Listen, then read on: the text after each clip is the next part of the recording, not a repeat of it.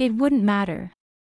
The fact that Harrenhal is an actual ruin doesn't actually seem to be a problem for anyone. Like, we're not hearing anything about crumbling buildings that killed a dozen members of the household or anything like that. Harrenhal's issue is its size, and the fact that it is impossible to maintain because of that. To fix Harrenhal would basically require one to make it more politically important than it already is, if that makes sense. As it is, Harrenhal just doesn't generate enough money to naturally fill out the castle as well as it needs, and it's not important enough politically to pull people, as we see with King's Landing for example.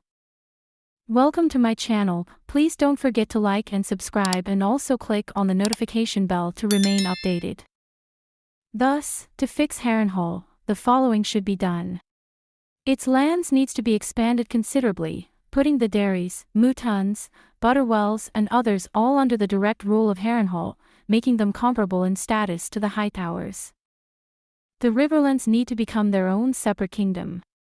Maidenpool, Duskendale and other cities and towns in the region seem to be suffering from King's Landing effectively cannibalizing the other cities nearby, owing to it being the capital of the entire continent.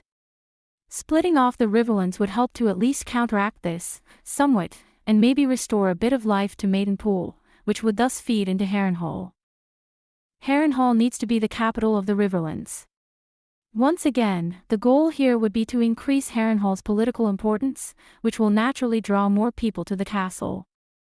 There are likely other steps that would be required, yes, but that at least would be a start.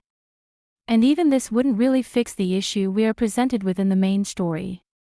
At the beginning of A Game of Thrones, Harrenhal's big issue is that the Wents are just on their last legs as a family.